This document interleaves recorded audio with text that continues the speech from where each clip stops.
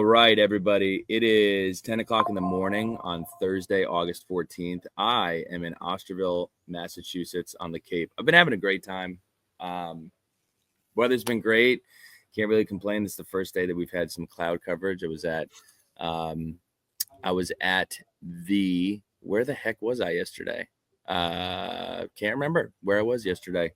But had some awesome lobster roll, had some awesome I was in Chatham. I was at the Chatham Pier, had an awesome lobster roll, and just enjoying the last couple of weeks before football gets started. Ryan, how we doing, my man? Doing good. Winding down the week, heading to Atlanta this weekend. Mm. A few weeks too early, unfortunately, but I'm excited. What brings you to Atlanta? My dad's moving down there. He is unfortunately now working for Georgia Tech, even though Oh, he had wow. a Okay. I mean, hey, look, beautiful campus. I've always said that Georgia Tech has one of, if not the most beautiful in a city campuses that you will see. I've been to USC, which was really nice. I've also been to Harvard, which was really nice. Both of those are good as well. But Georgia Tech, when you're on their campus, it doesn't necessarily feel like you're on a college campus. But Ryan, first of all, we gotta give you a round of applause. Your first podcast attendance did some serious numbers. So welcome back. Awesome job. And I want to commend you on all of your content that has been going out during college football or during our fall. Excuse me. It's a little early. It's a little early for us. Yeah. I'm usually not recording pre noon. But I appreciate all of your coverage. I do want to give you a chance just to share a little bit about what coverage looks like on social, and then also you started your camp confessional. So what we can expect from that. Yeah, absolutely. Just wanted to, so much happens, right? Like I get to practice 4 to go on the field, get clips from practice, and then, we have to go back in. We're only getting a glimpse of practice, only about 4 periods, so about 20 minutes maybe. Mm-hmm. And then we got to go sit back and inside Castle Media Room, and we're sitting there for a couple hours. So I'm not getting out of there till 6, 7 o'clock. So, there's a lot of stuff happening between practice, talking with Coach Pry, talking with the players. So just wanted to have a way to get some quick hit thoughts out there. And so, people don't have to wait until I get that article written. It's just a different format to get it, right? It's just a quick way to get the top headlines from that day's practice, and a good chance for me to just get my thoughts out there quickly. And it's just a good reminder for when I go back later to write the article and hop on the pod to talk about it. So we'll talk a little bit more about the process and what that looks like, because I'm sure a little behind the curtain stuff would be cool. But without further ado, let's talk a little bit about what you saw from camp. By the way, Saturday before the first game of the season, please check out our party from 3 to 11. It is at Park Tavern in Piedmont Park in Atlanta. That is brought to you by Spalding Equipment. And then also we have our Sunday tailgate, which is at Dare Beer Garden in Atlanta from 10 to 2. Open bar, free food. It's not free. It's in your ticket. But shout out to Techstream and Mayhole for making that possible. So, Ryan, what are the 3 biggest things, the 3 biggest takeaways that you took away from practice 4? Yeah, first, I'm going to do some bad news, good news. The bad news is the injury bugs hit the Hokies a little bit. Mm-hmm. Brent Pry said yesterday, Cam Seldon's dealing with a small injury, Brody Meadows, Terrian Stewart, and Braden Bennett both have small injuries. He did say that wide receiver Chance Wiggins has the chance to be out a little bit longer. Doesn't seem like it's going to be a super long-term thing, but maybe a few weeks there. So all minor injuries, but this point in camp, they've had the full pads on for a week. You're going to get some of these small knee bruise, high ankle sprain. Yeah, sprains and just nicks and bruises like that. So that's not great. You don't want to see guys missing practice. You never want to hear injuries. But what I think it's done is it showed off that this Hokies team is deeper than it's been in years past.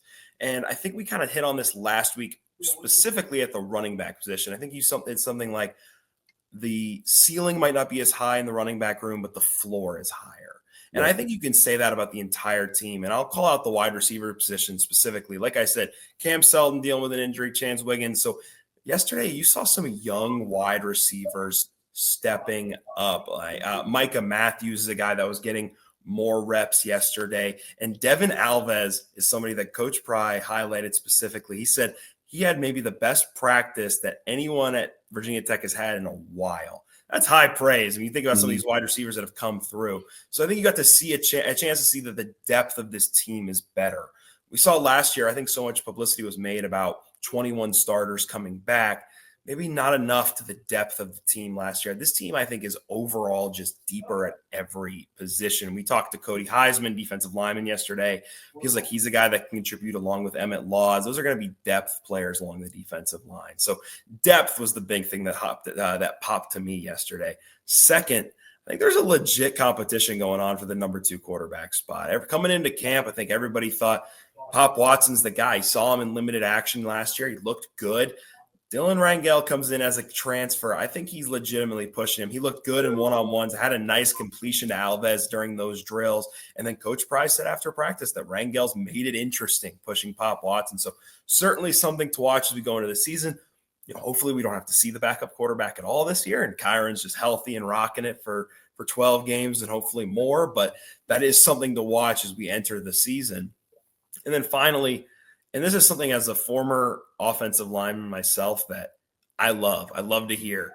Coach Price said the starting offensive line is basically set. There's a lot of competition still in camp, but the starting offensive line is basically set. Now, we don't exactly know who that is yet. They haven't had any much full line drills at practice. It's been a lot of half line stuff. But knowing that the starting offensive line is mostly set is a big deal. And here's why. Week 1 in Atlanta, they're going to be going against a guy who's a preseason All-SEC pick in Dylan Stewart for South Carolina. And then week 2, they're going against a Clark Lee defense in Vanderbilt. That's going to be pretty tough. It always is. So having that starting offensive line set, especially when you know it's going to be a group that hasn't played together a bunch because you've lost so many starts from last year, getting them those reps in practice now together, getting them as many reps to get cohesion right now is super important. So was really happy to hear that the starting offensive line is coming together and they're going to get a few weeks to kind of gel before they have to go against 2 pretty good fronts to start the year. So, and thanks for that update, Ryan. I wanted to see if you had a similar observation throughout your playing career. And Coach Pry alluded to the fact that this previous practice was very lopsided, right? It was one side was doing really well, the other side was doing really well.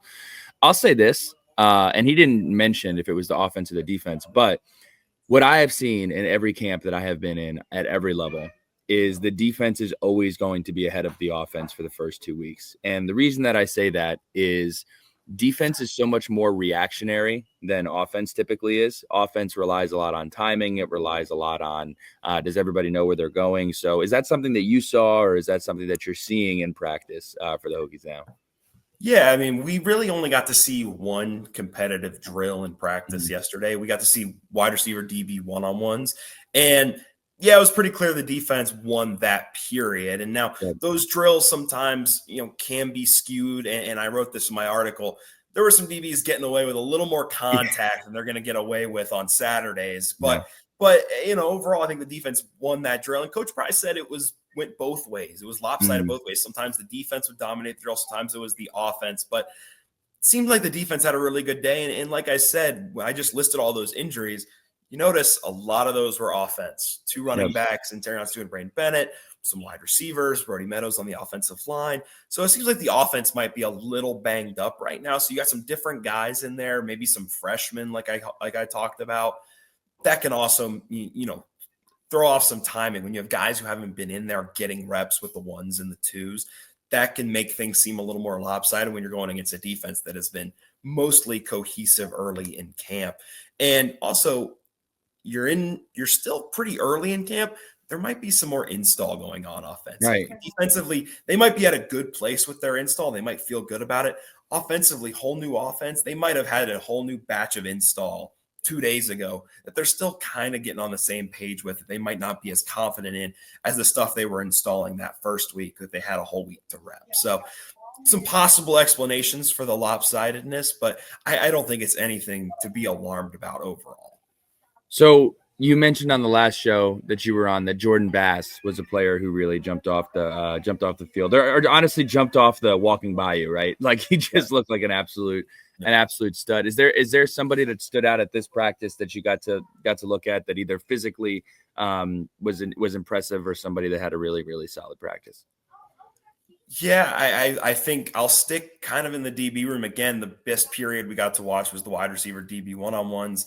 So I'll stay there, and I'll go with a corner. Jordan Bass going to safety, go with a corner. And this guy was my favorite guy I talked to on media day. They were all fantastic, don't get me wrong, but ECU transfer Isaiah Brown Murray is who I'll call out. And just talking to him at media day, he is everything a Hokie should be defensively, understands the lunch pail mentality, and he saw him against the rep with Donovan Green. And there was a little bit of a size mismatch.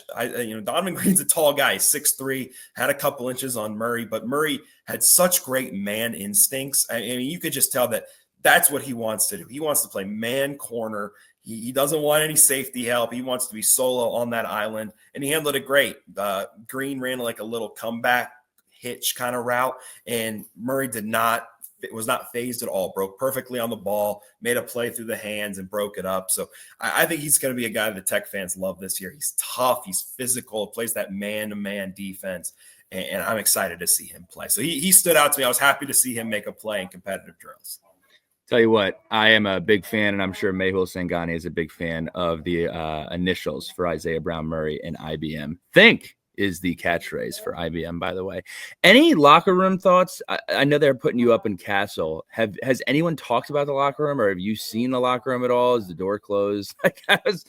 We get small glimpses. I see the equipment lockers and a special teams whiteboard. I don't get a good peek inside, unfortunately. Mm-hmm. So for this next segment, I want to preface this by saying that this we are entering rumor mill territory. So aggregators alike, this is your disclaimer. If you're going to click a segment, you might get something in here that ends up not being true, but it is the rumor mill segment. And I don't have a lot that have to do with the actual football team, but I do have one. It looks like that we're getting Lululemon licensed gear for Virginia Tech, which is going to be a huge deal for a bunch of people. So I will share that. And then for you, Ryan, do you have any rumor mill confirmed, unconfirmed, heard it, walking to practice stuff? If not, that's fine. I'm just opening this up as a new segment. Well, I don't know if I got something for football. I kind of already shared it with that Dylan Rangel stuff that I think he's pushing for that second job. So I'll go non-football as well. And for all the fans that are going to be coming to Blacksburg 7 times this year, there's going to be some exciting new spots to eat in Blacksburg this year that I'm excited about. Nashville Hot Chicken place is coming to Blacksburg. There's a new acai bowl place that I'm excited to try for that breakfast before you head out of town. So there's a couple spots and there's a new Indian restaurant downtown, Namaste, went in where Moe's used to be. So there's some good new spots to eat, I think, in Blacksburg. So that should be fun. Not as much rumors. I know those things are coming in, but just some exciting things coming into Blacksburg for you when you come to all these home games this year. Love it. And then also for game day, we are bringing back our game day pins. Those have been an absolute staple. We're going to be doing them for a neutral site game for the first time, which is a South Carolina game. We're also going to be doing them for a road game for the UVA game. So I'm excited about that. And I am very excited to say that we are partnering up with Whitleys Peanut to make that happen. We've partnered up with Whitleys before. But as far as Whitleys is concerned, 39 years in business. They are Hokie owned by 3 generations. The finest Virginia peanuts, the old-fashioned way, slow-cooked, extra large, and packed with crunchy, fresh flavor. Again, owned by 3 generations of Hokies. You have to taste the tradition that's made them famous. I will say it is a Christmas gift that I indulge in every single year for family and friends. And you can get 10% off with code SUNS25, all caps, at Whitleys Peanuts. So check them out. They're fantastic. And thank you so much for making the game day pins happen. We already talked about Camp Confessional. I do just want to talk about a couple of things that are going on in the ecosphere with Virginia Tech. So number one, I strongly encourage everybody to check out Eric McLean and Kelly Gramlich's podcast that came out today regarding the Hokies preview. I got to say, I tweeted this from my account. I don't know if you've gotten a chance to listen. It came out like 6 minutes before we got on here. Oh, yeah, no. It just came out. I did see his tweet, though, that he was getting emotional. He was. Recording it, and I love to see that. He was. And I think, he made a couple of points. I wrote them down here. He basically said, look, we want Virginia Tech to be good. Their fans deserve so much, and it's such an awesome, program with so much history. And, they talked a little bit about the slides that came out. Doug Bowman did an incredible job talking about the Board of Trustees presentation. Not really sure how that's public. I'm glad it is, because it raises a bunch of issues that we had talked about dating back to when John Yetzi had come on the podcast and everything else. But we're going to have a more educated discussion about that at a later date. But he was basically saying, look, like, Clemson continued to invest in football. Florida State continued to invest in football, even though they stopped for a little bit and you saw that downturn. And when they were in school, it was Virginia Tech, Clemson, and Florida State at the top of the pecking order. And you look at some of these slides and it's like, wow, Virginia Tech's really fallen off. And they know what it looks like when it looks the right way. So a couple things they said. They said the changes they've made have absolutely had to work. They cut no corners in saying, like, if this product is not improved, they're starting over. They're looking for a new coach, and that's not hyperbolic. That's just kind of the reality of the situation. I think everybody knows that. And he also hinted at this. Two things that I have said. Minimum, Virginia Tech needs to be sitting at 3-1 come September, the morning of September 21st. That is after we play Wofford, Old Dominion, Vanderbilt, and South Carolina. You cannot go 0 for 2 against South Carolina and Old Dominion. That is a non-negotiable. He also said, look, like, what is the minimum? Like, what is showing you progress? In the first 2 years of your tenure, you're able to say, hey, like, the win-loss record may not be where we want it to be, but we've improved here. We've gotten better here. You can see a tangible difference in the product across X, Y, and Z. We're now at the point where there has to be a difference in the win and loss column. We're not going to be able to point outside of that. And again, this is that's just reality. So that is kind of where we are. So I strongly encourage you to listen to that. And then also Adam Brenneman sat down with Kyron Drones. That podcast is coming out today. So, it's tough that all of this Virginia Tech stuff is coming out at the same time the Taylor Swift podcast came out last night from New Heights. But I strongly encourage everybody to check those out. Did you have any big observations from the Board of Trustees slide that came out? Or again, I just want to commend Doug Bowman. Really did an awesome job. He had a comment for every single slide. I mean, he did a really good job. Yeah, I think the comment was they need, matching UVA should be the minimum. Bare minimum. Should be the bare minimum. Mm-hmm. I think that was my biggest takeaway. The fact that we're not even matching UVA in terms of that kind of spending. And so I think that needs to be the investment made.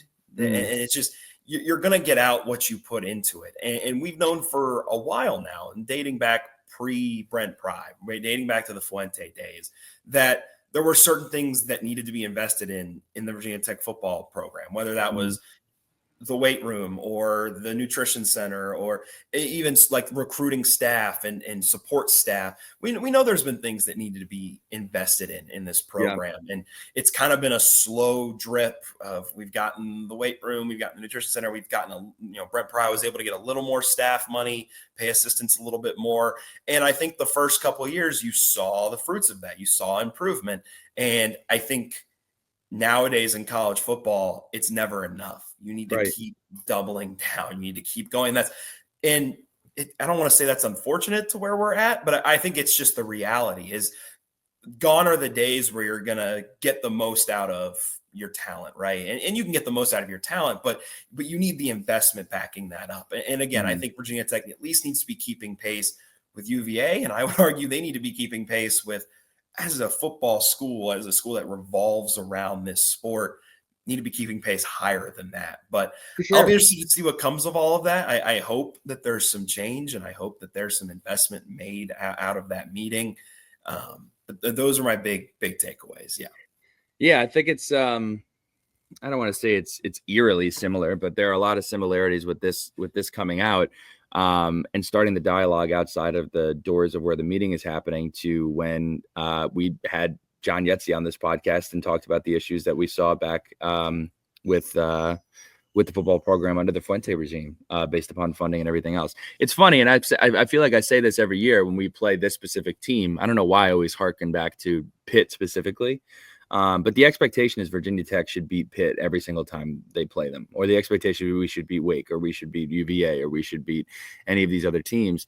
And then when you look at the investment level, like I don't really know what we're basing that on, other than we had some awesome history back in the 90s and the 2000s. So and at this point, we should be beating Pitt, but at this point, and this is not trying to be a jerk to anybody. It's Sure. like, let's beat ODU. Like, Yeah, let's yeah, get back to beating ODU by 60. yeah, yeah. Like, and that's not being mean to anybody. It's just the No, reality of it is mhm. there's been too many close games and losses to teams that Virginia Tech Has no historically business losing to. has won by 60. Yes. And when you see numbers like that, when you see Virginia Tech is last in spending, you go, Mhm. man, maybe we are a little closer in Yeah. terms of the investment to a group of five school than the top of the ACC right now. Yeah. And that's just, again, Brent Pry's doing what he can. These players do what they can. But there needs to be investment at every level to put the best product on the field. And I think not only does there need to be improvement in the win-loss column this year, you need to see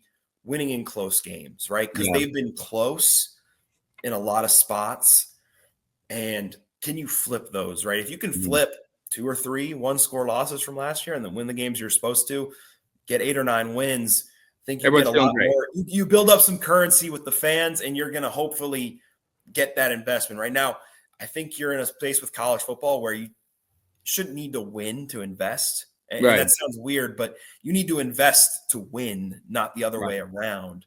But I think if you can put up a good season this year, that certainly makes people more inclined to invest in you and give you money.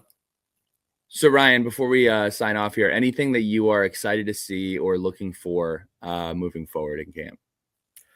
Yeah, I'm just excited to see who kind of runs. We're in kind of that who runs away with it at this point, who Yeah. runs away with these jobs. And I think the running back position is primed for it. And I think we're going to see Marcellus Hawkins continue to put space between him and the rest of the running back room. I think truly, Are we talking about separate from Terrion Stewart, or are we talking where I are think you? it'll be him and Terrion Stewart as kind of the 1-2. And I Okay, so think you're they'll saying he separates himself as the bona fide as one kind B. of the Okay. bona fide Yeah. 1A, 1B. And I think Yeah. they'll 1A, 1B switch off here. Yep. But I think he's going to kind of separate from the rest of that pack and join Terrion Stewart as kind of the sole two backs. I mean, he has made flash plays. Don't know if you've seen it on Twitter, the hurdle he had. And it's easy to pull out highlights, but everything I've heard from coaches is he's making plays like that daily. That is the norm with him, is he's making big time plays, and he is a well-rounded back. And so I'm excited to see that across the roster, is who's running away with it now, because you're starting to get to the point where reps are going to start getting less and less equal. Right now, a lot of people are getting reps, and you're going to start getting to the point where it's the ones, the twos, and we're going to start seeing some split off to the scout team guys here. I do want to say too, I know that what you're able to see is limited, but maybe that was ignorant on my part. Like, do you think that people are underestimating how good Hawkins is? Like, because the talk of the town has been Terrion Stewart. Separate and aside from Terrion Stewart, do you think Hawkins himself can carry a significant load for this Hokies team? Yeah, and we're not seeing a lot, and we're not seeing a lot Yeah. of, we talked about middle drill last week. I'd love Yeah. to watch a middle drill and see that guy run. Yeah. But we came out of media day kind of being like, all right, who's Marcellus Hawkins? Let's make sure we remember who he like we obviously remember when he transferred in. We had been doing our due diligence, but then on media day we had like 2 or 3 coaches bring him up, and not that we asked about him. They brought him up independently. Like, this is a guy to watch. This is a guy we're seeing. And then a couple of days later, that Twitter post hits the timeline of him hurdling a guy. And I think it's raised a lot of our eyebrows and going, yeah, this guy's legit. And with Terrion Stewart maybe tweaking something at practice yesterday, those opportunities are only going to grow bigger and bigger for Marcellus Hawkins. And again, Terrion Stewart will certainly be a part of this offense. I think the bigger question at running back is who's the third guy. But I think Marcellus Hawkins is certainly earning himself more and more reps in this offense every single day. So I think that he's a guy that you're looking at, and then across the roster, who else can kind of separate from the pack and win those starting jobs and lock down those jobs for this season. Exciting stuff. Ryan Castle, awesome job as always. Make sure you are checking out his fall camp notebook, which is on our site. When is the next one that we can expect, Ryan? So next practice availability is not till next Wednesday, but I'm hoping to drop maybe something early next week, diving into something else, Virginia Tech. I did, like this past week, I wrote about the Hokie rookies, keeping up with them in training camp. So maybe write something small like that for Monday, and then be back at practice on Wednesday. Awesome. Awesome stuff, Ryan. Appreciate everything. I will be headed back to Charlotte on Saturday after a quick stop in Newport and New Jersey. But thank you all for tuning in. Make sure you get your tickets for Saturday and Sunday if you're interested in heading out.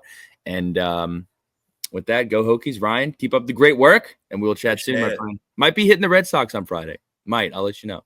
Huge. I gotta Could be get huge. that green hat. Let's go. We'll talk later, my man. Yeah.